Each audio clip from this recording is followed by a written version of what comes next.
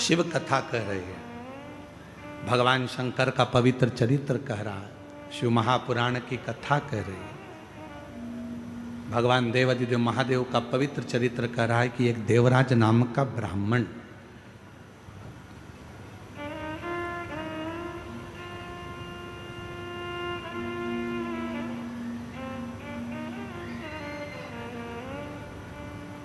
और वो देवराज नाम का ब्राह्मण जो ना कभी मंदिर गया, ना कभी देवालय गया, ना कभी शिवालय गया, ना कभी कोई सत्संग में, कभी कोई भजन में, कहीं नहीं, केवल उसकी माता जो थी वो शिव भक्त थी। वो भगवान शंकर को एक लोटा जल रोज चढ़ाती थी, वो शिव की आराधना में डूबी रहती थी, भगवान शंकर की भक्ति करती रहती थी।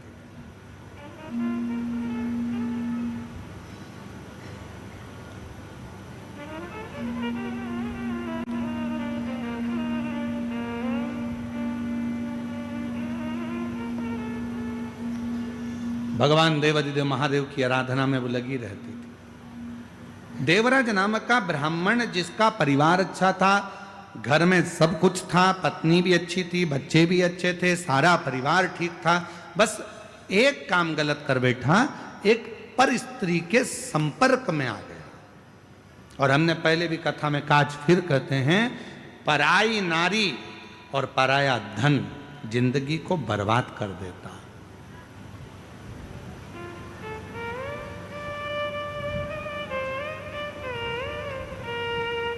घर में धर्म पत्नी है, उसका सम्मान करो, इज्जत करो, अच्छी वाणी में उसको आदर के वचन बोलो। घर में बच्चे हैं, उनको संभालो, आदर के वचन बोलो, सम्मान करो, सत्कार करो उसका।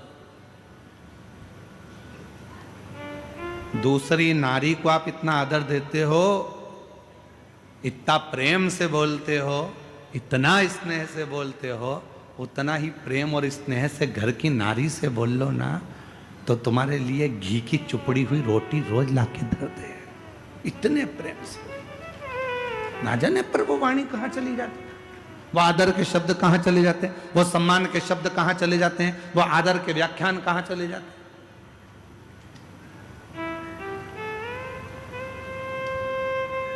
सीखो, मेरे देवादिदेव महादेव से सीखो, मेरे शंकर भगवान से सीखो। 33 कोटि देवता में केवल एक देवादिदेव महादेव ऐसे हैं जो अपनी पत्नी को पूर्ण आदर देते हैं। भगवान नारायण लक्ष्मी जी को अपने चरणों के पास रखते हैं।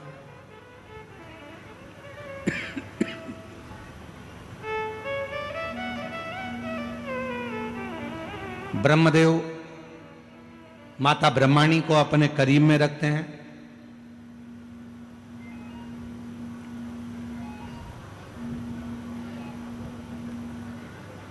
ब्रह्मदेव माता ब्रह्माणी को अपने करीब में रखते हैं। इंद्रदेव इंद्राणी को अपने करीब में रखते हैं। भगवान नारायण माता लक्ष्मी को अपने चरणों में रखते हैं। पर देवादिदेव महादेव भगवान शंकर, अगर जमीन पर भगवान शिव बैठे हैं, भगवान शंकर का शिवलिंग अगर भूमि पर है, तो मेरे देवादिदेव महादेव माता पार्वती को ऊंचे स्थान पर रखते हैं कि तू मुझसे ऊंची बैठना, मैं तो जहां हूं वो ठीक है। एक नारी का आदर क्या हो सकता है, एक नारी का सम्मान क्या हो सकता है, एक नारी का सत्कार कैसा होना चाहिए, एक नारी का आदर कैसा होना चाहिए, एक नारी का आदर सम्मान सत्कार कैसा होना चाहिए, ये देवादिदेव महादेव बताते हैं। ये भगवान शंकर बताते आदर कैसा। लोग कहते हैं कि सबसे ज़्यादा प्रेम इन देवता ने करा, कोई कहता है कि भगवान ने इन देवता ने प्रेम करा, कोई कहते हैं उन देवता ने प्रेम करा। पर कभी कभी अंदाजा लगाकर बैठिएगा, शिव जैसा प्रेम कोई नहीं कर सकता, शंकर जी जैसा प्रेम कोई नहीं कर सकता, भगवान शंकर जैसा स्नेह नहीं कर सकता। कौन देवता होगा जिनकी धर्म पत्नी अपने प्राणों को त्याग दी और माता सती को कंधे पर रखकर, माता सती को कंधे पर धारण कर कर भगवान शंकर ने तांडव मचाना, भगवान शिव ने तांडव मचाना प्रारंभ करा। कौन देव हो जो सब है सती, शव को कंधे पर लेकर भगवान देवादिदेव महादेव ने तांडव रच दिया। इतना प्रेम, इतना प्रेम। ब्रह्मा जी ने कह दिया है भगवान देवादिदेव महादेव से, सुनो भोलेनाथ, तुम्हारी धर्म पत्नी सती के शरीर के टुकड़े हो गए हैं और ये 52 शक्तिपीठों का निर्माण हो गया है।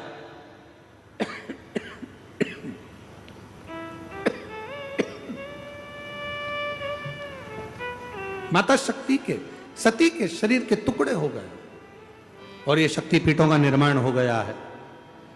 देवादिदेव महादेव, अब तुम्हारी धर्म पत्नी सती जा चुकी है।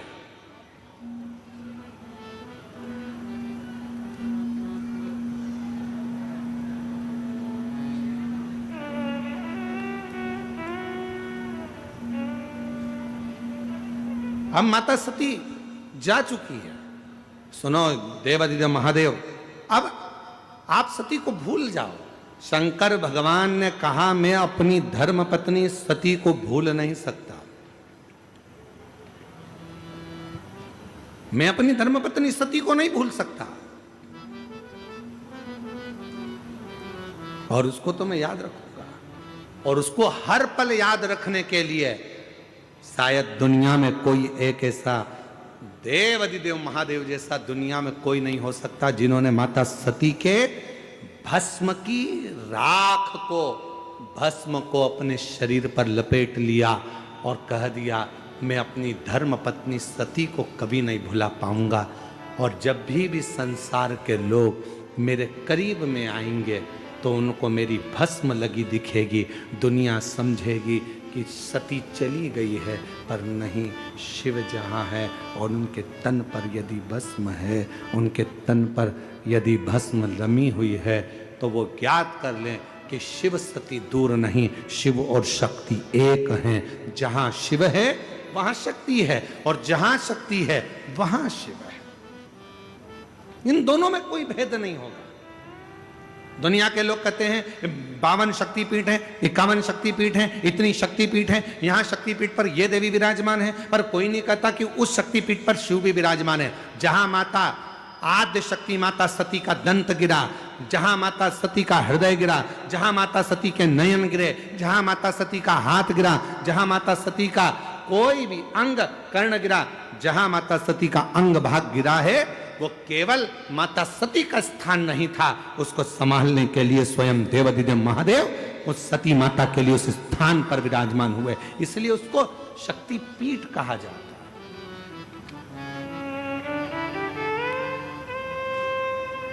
शक्ति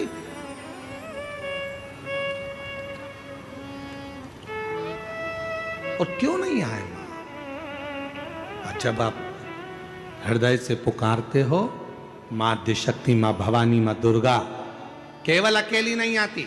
लोग कहते हैं नवरात्रि में 9 दिन तक माता की जोत लगाओ, देवी जी की जोत जल रही है। लोग कहते हैं कि नवरात्रि में माता जी की जोत लगाओ, केवल ज्योति जल रही है। ना ना, हम माता के मंदिर में, हम अपने घर के अंदर देवी की जोत क्यों जलाते हैं? उसका कारण एक होता है कि माता तो मूर्ति के रूप में विराजमान है, माता तो जवारे के रूप में विराजमान है, माता तो स्वरूप के रूप में विराजमान है, माता तो फोटो के रूप में विराजमान है। पर जोत जगाने का मतलब यह होता है कि जो ज्योति है वो शंकर का प्रतिबिंब स्वरूप है। और मां के सामने जब जोत जलाई जाती है तो शिव और शक्ति उसी स्थान पर आकर विराजमान हो जाते हैं, जिसको ज्योतिर्लिंग का प्रतिबिंब स्वरूप भी कहा जाता है। शिव और शक्ति दोनों विराजमान, दोनों।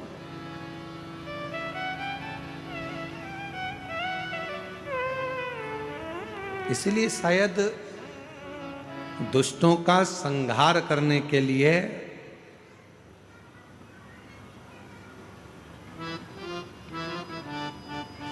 मां प्रकट जरूर। लोग कहते हैं कि अकेली है, नहीं, अकेली अकेली नहीं। एक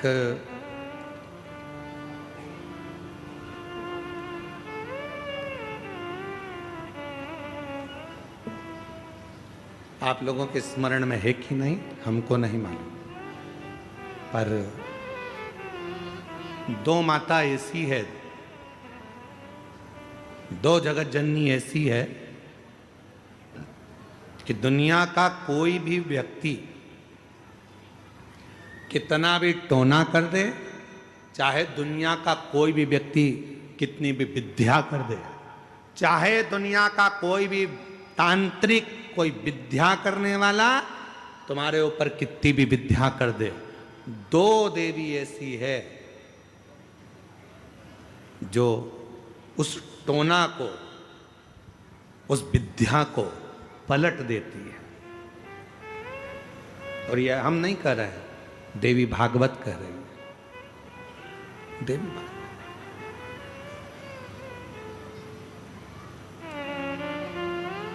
काली पुराण में भी इसका वर्णन आता है, देवी भागवत में भी इसका वर्णन आता है। दो देवी ऐसी हैं जो कोई अपने ऊपर अगर विद्या कर रहा है और वो दो देवी का स्मरण कर लिया जाए, उन दो देवी का नाम लेकर मात्र शंकर के शिवलिंग के सामने जो अशोक सुंदरी वाली जगह होती है, वहां पर अगर इन दो देवियों का नाम लेकर अगर जल चढ़ा दिया जाए तो किसी ने अगर विद्या करी भी होती है तो पलट जाती है। कोई कितना भी बड़ा तुम्हारे लिए तंत्र मंत्र कर रहा हो, वो तुरंत पलट जाता है, एक क्षण नहीं लगता और उनका नाम लेने से ही पलट जाता है। दो देवी, एक प्रत्यग्रा माता,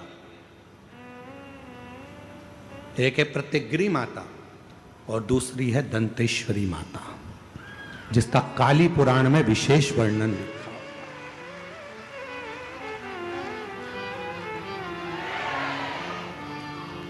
जिसका देवी भागवत में वर्णन आता है। और महाराज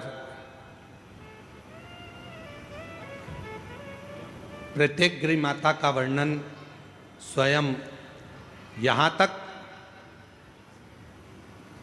प्रत्यग्रा माता का वर्णन यहां तक अथर्व वेद में भी प्रत्यग्री माता का वर्णन और दंतेश्वरी माता का स्मरण यहां तक अथर्व वेद में भी वर्णित किया गया प्रत्यग्री माता का। काली पुराण में तो है, देवी भागवत में भी है। ये जो दो देवियां हैं, एक प्रत्यग्री माता और दूसरी, जम के बोलो, दंतेश्वरी माता। ये दो माता ऐसी हैं, अगर भगवान शंकर का ये शिवलिंग है, ये जलाधारी है, माता पार्वती जी का हस्तकमल, और यहाँ सामने एक मोटी सी लाइन होती है अशोक सुंदरी का स्थान, इधर गणेश जी, इधर कार्तिकेय जी।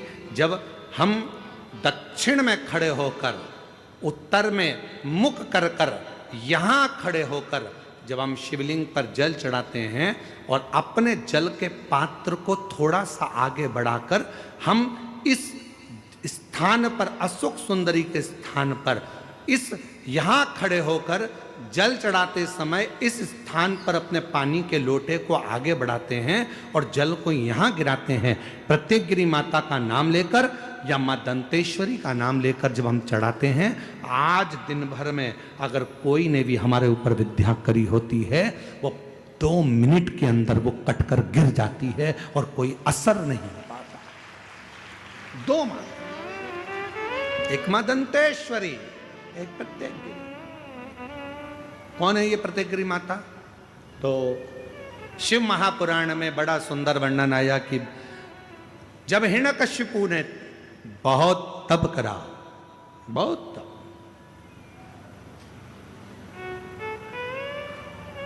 बहुत तप,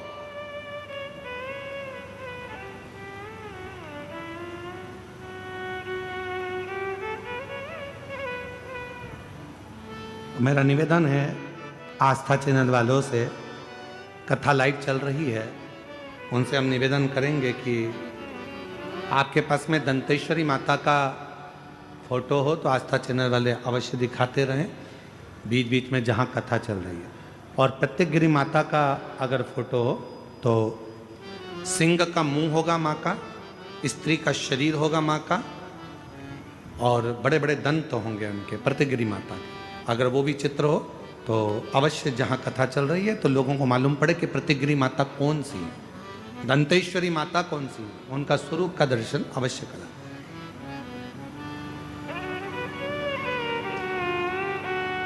और प्रत्येकगिरी माता का अगर फोटो का आप लोगों को समझ में ना आए तो एक बार हमको व्यासपीठ पर लाकर उस मोबाइल में दर्शन कराएं तो हम भी बता देंगे। प्रत्येकगिरी माता, दो माता ऐसी है। काली पुराण के अंतर्गत, देवी भागवत के अंतर्गत, हमारे वेदों के अंतर्गत दो माताओं का क्रम बड़ा विचित्र। तो हम अभी जो कथा को प्रारंभ कर रहे हैं तो प्रत्येकगिरी से प्रारंभ कर रहे हैं और इसको लेकर जाएंगे दंतेश्वरी माता तक। मां दंतेश्वरी महाराज,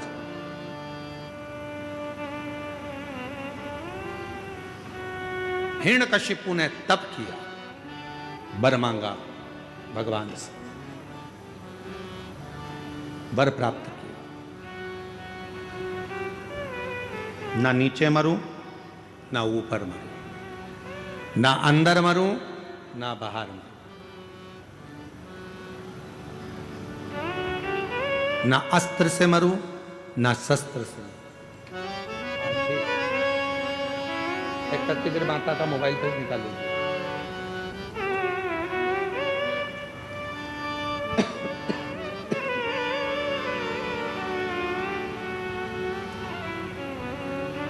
ना अस्त्र से मरूं, ना शस्त्र से मरूं, ना दिन में मरूं, ना रात में मरूं, ना नर से मरूं, ना पशु से मरूं,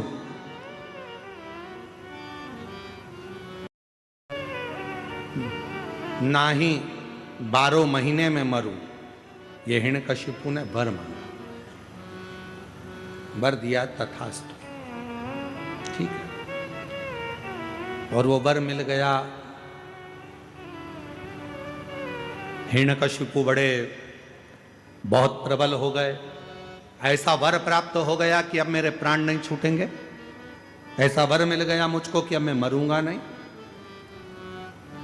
खूब खूब उत्पात हिरण्यकशिपु ने मचाया। घर आया तो पता चला कि मेरी धर्म पत्नी के गर्भ से एक बेटे ने जन्म लिया है जिसका नाम प्रहलाद है, जिसका नाम प्रहलाद का जन्म।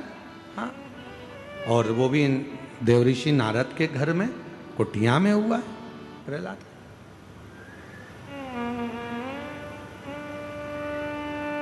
हिरण्यकशिपु प्रहलाद की भक्ति को देखते रहे, क्योंकि प्रहलाद देवऋषि नारद के घर में रहे तो उन्होंने भगवान का भजन सुना, भगवान का स्मरण सुना।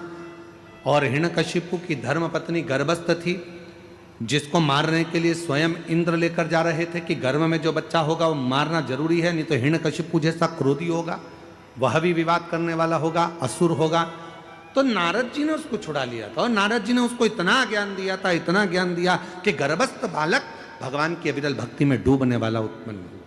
इसलिए हमारे पुराने समय की माताएं कहती हैं कि गर्भ में जब बच्चा रहे उस समय पर रामायण गीता का स्मरण करना चाहिए, गर्भवती नारी को भगवान का भजन करना चाहिए, गर्भवती नारी को भगवत स्मरण करना चाहिए, गर्भवती नारी को भगवान को जल चढ़ाना चाहिए, गर्भवती नारी को अच्छे अच्छे पुराण वेद और शास्त्र श्रवण भी करे और पढ़े भी। पर आज के जमाने में जैसे गर्भ ठेरता है डॉक्टर कह देते हैं बेड रेस्ट, पलंग पर पड़ी रहो दिन भर।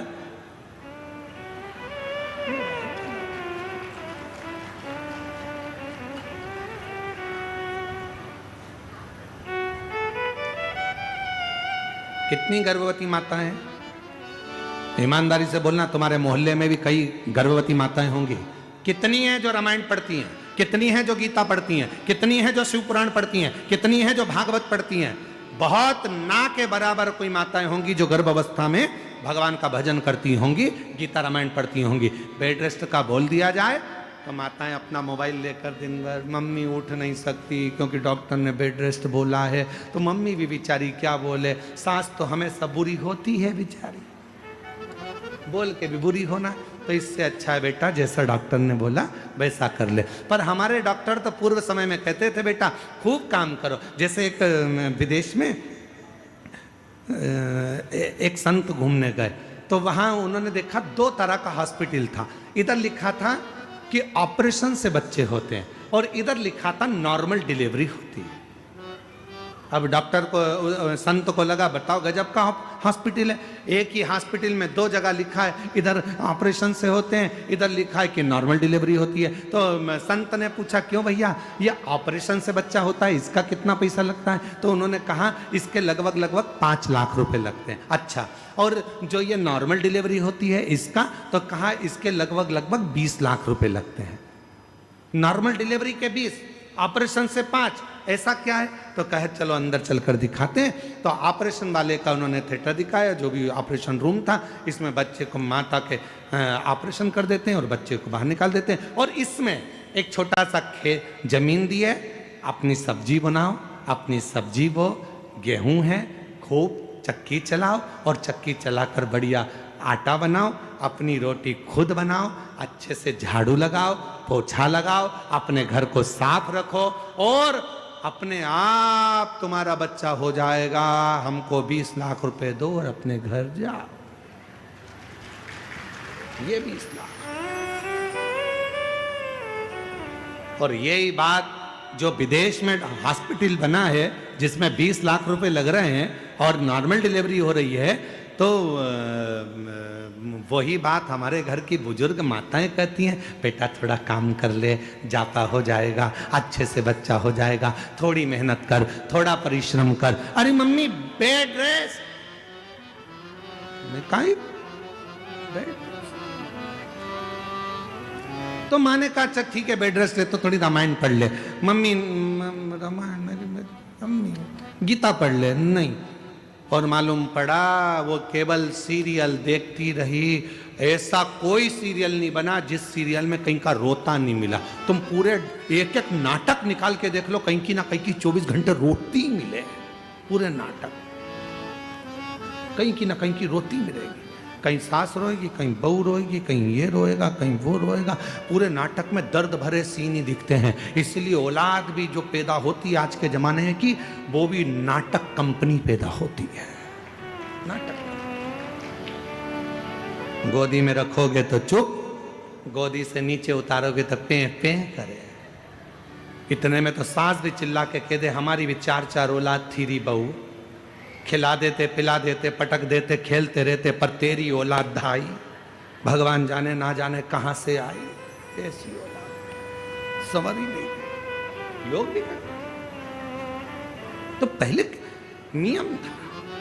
अब हिरण्यकशिपु की धर्मपत्नी को लेकर चले गए देव ऋषि नारद, और उन्होंने जो उपदेश दिया, हिरण्यकशिपु की पत्नी को समझाना प्रारंभ किया, ज्ञान उपदेश देना प्रारंभ करे और भगवान के भजन गाना जो प्रारंभ करे। तो गर्भ में जो बालक था, जन्म लेते ही उसने आह्लाद किया, भगवान के नाम का वर्णन किया, तो उसका नाम प्रहलाद हो गया। प्रहलाद अब वो भी भगवत भजन में लग गया, वो भी भगवत स्मरण में लग गया, भक्ति में डूब गया।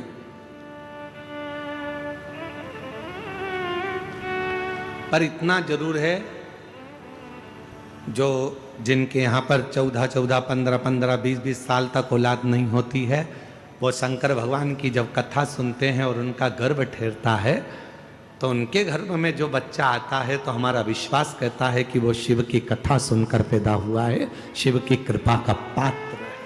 शिव कृपा।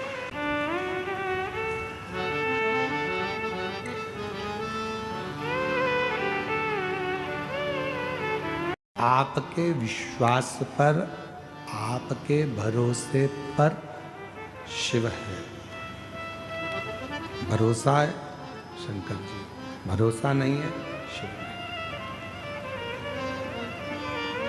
विश्वास है तो परमात्मा है, और विश्वास नहीं है तो परमात्मा भी नहीं। विश्वास है तो परमात्मा।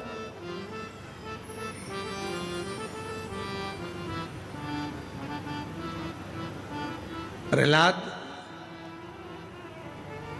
बहुत भगवान की भक्ति करता, हिरण्यकशिपु उसको मारने का प्लान पर प्लान करता, बहुत प्रयास, खोलते तेल में डाल दिया प्रहलाद को, नहीं मरा।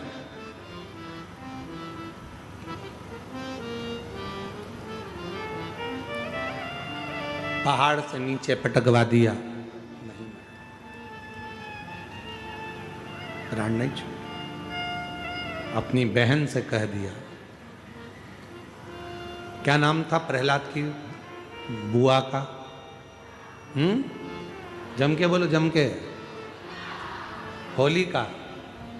होलिका नहीं था, नाम था डूंडा। क्या नाम था? डूंडा।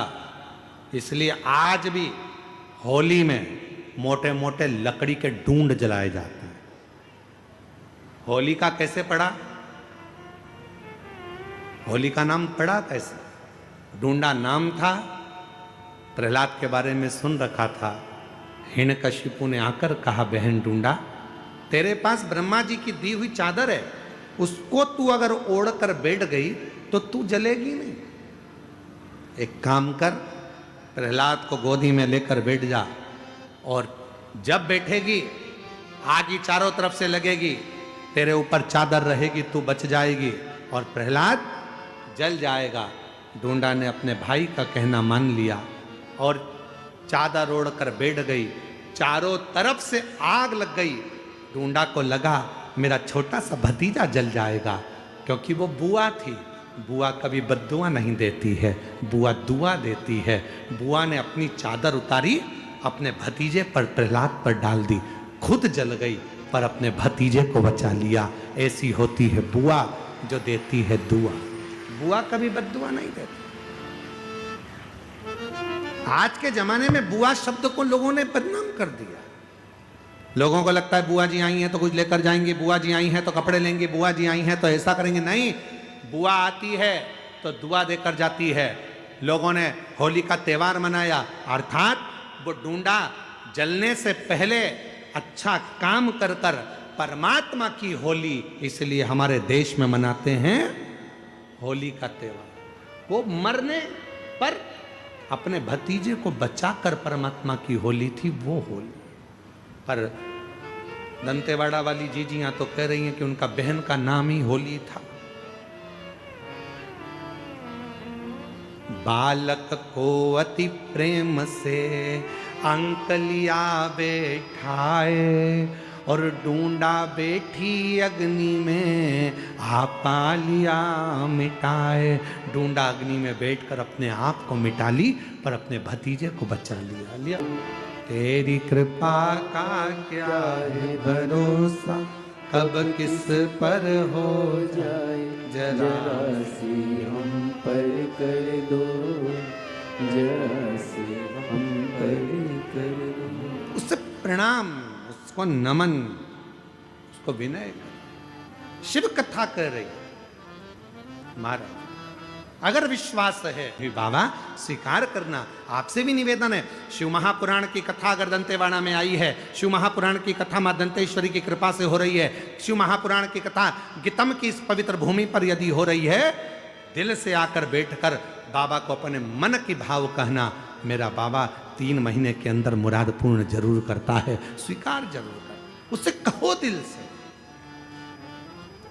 कि महादेव नमन चरणों में स्वीकार कीजिए, सबका किया है मेरा भी उद्धार कीजिए, उद्धार कीजिए। आप भी बोलो साथ में, महादेव नमन चरणों में। बोलो बोलो, महादेव नमन चरणों में स्वीकार कीजिए, सबका किया है मेरा भी उद्धार कीजिए, उद्धार कीजिए।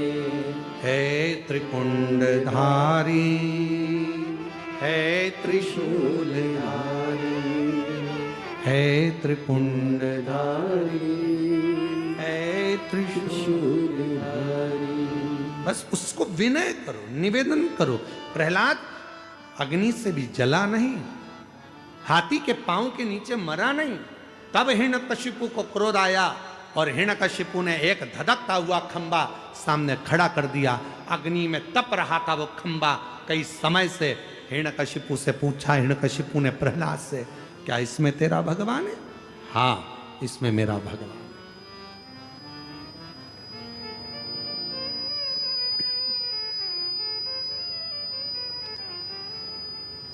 इसमें भगवान है? हाँ। इस खंबे में तेरा भगवान है? हाँ। अगर खंबे में भगवान है, लग जा गले। प्रहलाद ने देखा कि बहुत अग्नि का खंबा है, तो भी भगवान का नाम लेकर प्रहलाद खंबे से गले लग गया। हिरण्यकशिपु को क्रोध आया तो गदा का प्रहार खंबे पर करने लगा, और उसी में से नरसिंह भगवान प्रकट हो गए। नरसिंह भगवान, ये कथा तो आप लोग सुने। क्रोध आया नरसिंह भगवान को, हिरण्यकशिपु के उदर को फाड़ दिया, आंतों को निकाल लिया, गले में धारण कर लिया। क्रोध, इतना क्रोध था नरसिंह भगवान का, हिरण्यकशिपु के शरीर का जब रक्त भगवान नरसिंह के शरीर पर लगा तो उनका क्रोध और प्रबल हो गया। और रक्त मतलब जो भाग उसने ग्रहण करा था, जो भोजन उसने ग्रहण करा था, उसका जो एक बूंद अंश बनता है, वो रक्त उसके शरीर पर लगते से क्रोध आ गया। क्रोध। शिव पुराण कहती है महाराज,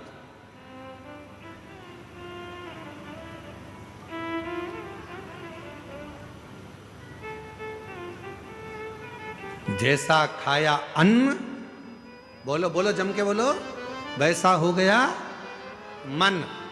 जैसा पियो पानी, वैसी हो गई वाणी। और जैसा पिया दूध, वैसा बन गया बुद्ध। बुद्धि कैसे बनी है? दूध से। थैली का पियोगे तो थैली जैसे हो जाओगे, डब्बे का पियोगे तो डब्बे जैसे हो जाओगे, और गौ माता का अगर दूध पियोगे तो गाय जैसे निर्मल हो जाओगे। ये दूध पर आधार।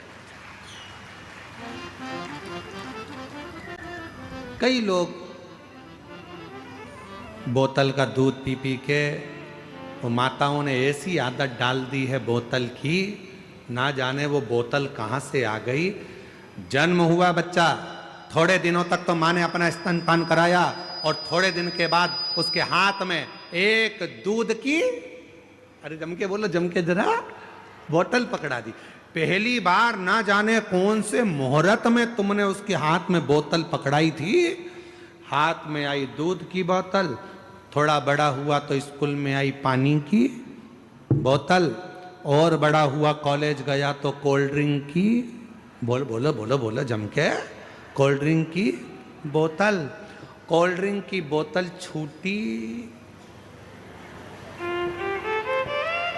फिर नहीं बोलूं तो अच्छा है। वैसे ही सीवर वाला महाराज बहुत बुरा है बोलने के मामले। और अब जब बोतल पकड़ ली तब गुरुजी के पास, गुरुजी गुरुजी इनकी बोतल छुड़ा दो। तो गुरुजी कहे उनकी मम्मी के पास जाओ जिन्होंने पकड़ाई थी, बचपन में पकड़ाई थी दूध की बोतल, उस दिन से ना जाने कौन से मुहूर्त में पकड़ी थी, और वो दूध की बोतल जब से पकड़ी तो आखिरी तक नहीं छूटी है। मेरा निवेदन है, पहले के बुजुर्ग चांदी की कटोरी होती थी, नी होती थी, तो तांबे की कटोरी में, कांसे की कटोरी में कांसे की चम्मच से, पीतल की कटोरी में पीतल की चम्मच से अपने बच्चों को धीरे धीरे दूध पिलाते तो उसमें वात्सल्यता होती थी। बोतल पकड़ाने से अच्छा है अपने बच्चे के मुख में राम राम कहकर, शिव नाम कहकर, कृष्ण नाम कहकर उसके मुख में थोड़ा थोड़ा दूध चम्मच से पिलाना प्रारंभ करो। हाथ में बोतल मत पकड़ाओ, आखिरी तक पकड़ लेगा, किसी मुहूर्त में पकड़ ली तो दिक्कत खड़ी हो जाएगी। बोतल से पीछा छो, बोतल से एक नशा जो कई लोग करते हैं, मदिरा का नशा, दारू का नशा, शराब का नशा, एक नशा। लोग कहते हैं कि नशा करने वाला बर्बाद हो जाता है, शिव महापुराण की कथा कहती है, केवल नशा करने वाला अकेला बर्बाद नहीं होता है, जो नशा करता है उसका पूरा घर, उसके बच्चे, उसकी पत्नी, उसका कुटुंब, उसका परिवार सब बर्बाद हो जाता है। इसलिए इस व्यासपीठ से निवेदन करते हैं, नशा करने वालों से निवेदन करते हैं कि शिव महापुराण में अगर कुछ दान करना चाहते हो तो अपने नशे का दान दे दो कि मैं आज के बाद कभी नशा नहीं करूंगा, छोड़ता हूं। मेरा बाबा यहाँ आया है, मेरा भोले बाबा यहाँ पहुंचा है, मेरा शंकर भगवान यहाँ आया है, मैं उस प्रेशर नहीं आ रहा है, मेरा बाबा नहीं है, बाबा यहाँ आए हैं तो मैं नशे का त्याग करता हूँ। और हरिओम में ओम समाया है, मेरा भोला नगर में आया है। हरिओम में ओम समाया है, मेरा भोला नगर में आया। ढोलक तबले इनकी आवाज नहीं आ रही है मतलब। हरिओम में ओम समाया है, मेरा भोला नगर में आया। बोलो बोलो सब बोलो। हरिओम में ओम समाया है, मेरा भोला नगर में आया है, मेरा भोला नगर में आया है, मेरा भोला नगर में आया है, वो मेरा भोला नगर में आया है, मेरा भोला नगर में आया है। हरिओम में ओम समाया है, मेरा भोला नगर में आया है। हरिओम में ओम समाया है, मेरा भोला नगर में आया है।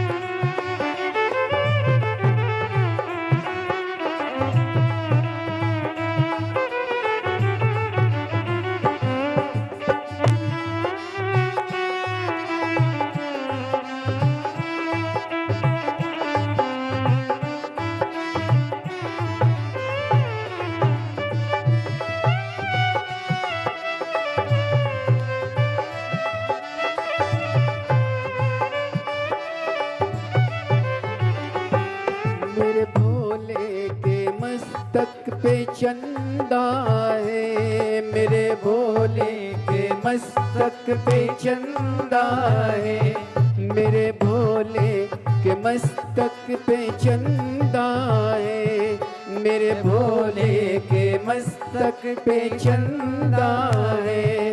हो चंदा है, हाँ चंदा है, चंदा है, हाँ चंदा है, मेरे भोले के मस्त मस्तक पे चंदा है, मेरे भोले के मस्तक पे चंदा है।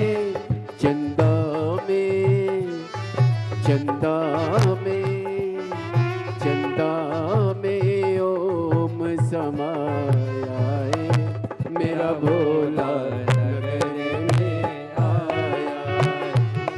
चंदा में ओम समाया है, मेरा भोला नगर में आया है। हरि ओम में ओम समाया है, मेरा भोला नगर में आया है।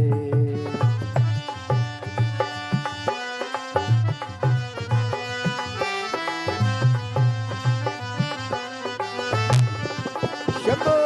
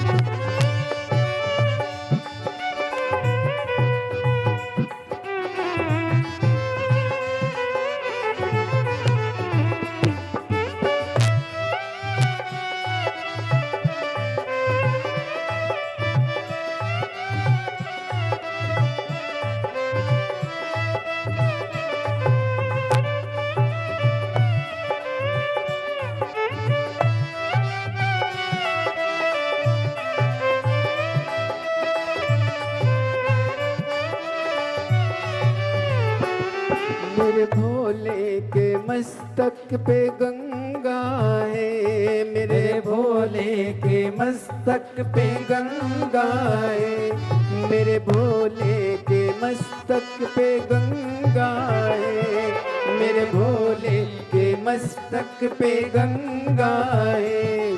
गंगा में ओम समाया है, गंगा में ओम समाया है, मेरा भोला नगर में आया है।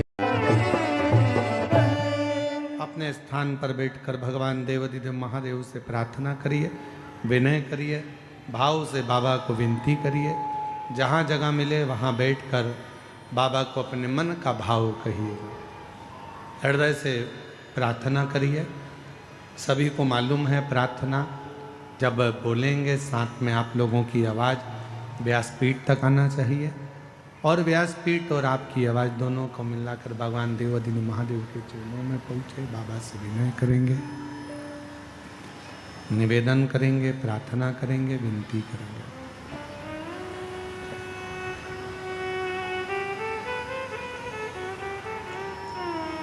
दिल से बाबा को प्रार्थना करिएगा।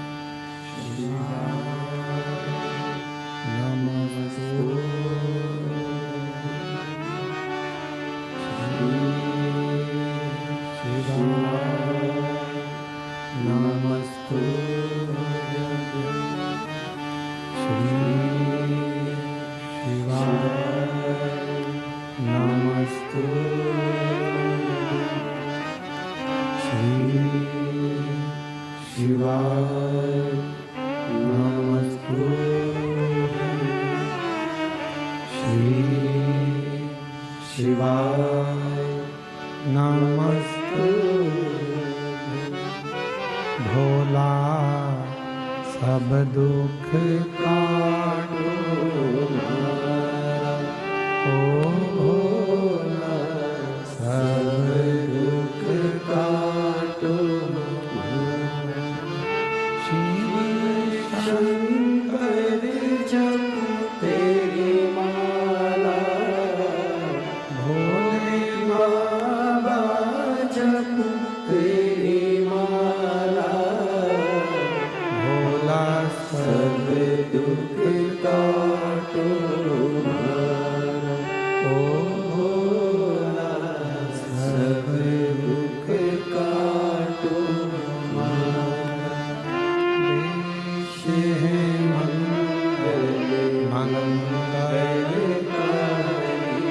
देश है मंगल मंगलकारी। शमशान वासी हमारा,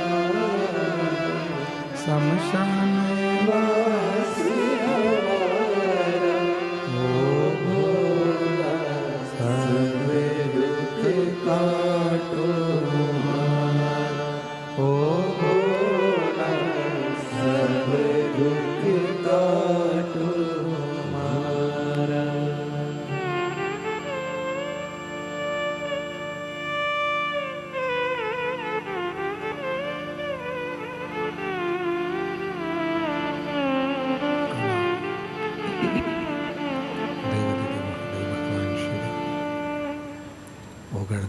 कालदर्शी कैलाशी विनाशी भगवान शंकर की पवित्र कथा कह रही है। शिव महापुराण की कथा वर्णन कर रही है, शिव पुराण कह रही है। भगवान देवाधिदेव महादेव भगवान शंकर त्रिकालदर्शी कैलाशी विनाशी भगवान शंकर की कथा नरसिंह भगवान का प्राकट्य हुआ।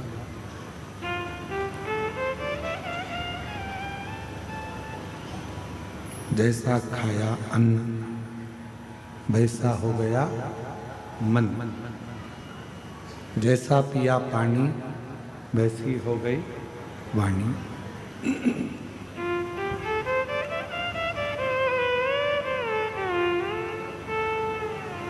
हिरण्यकशिपु के शरीर का रक्त नरसिंह भगवान के शरीर को लग गया तो क्रोध और तीव्र हो गया। किसी के घर का यदि भोजन ग्रहण कर रहे हो तो पहले विचार करना कि वो भोजन हमें फलित होगा कि नहीं। भोजन बनाने वाले का भाव भी शुद्ध है कि नहीं है।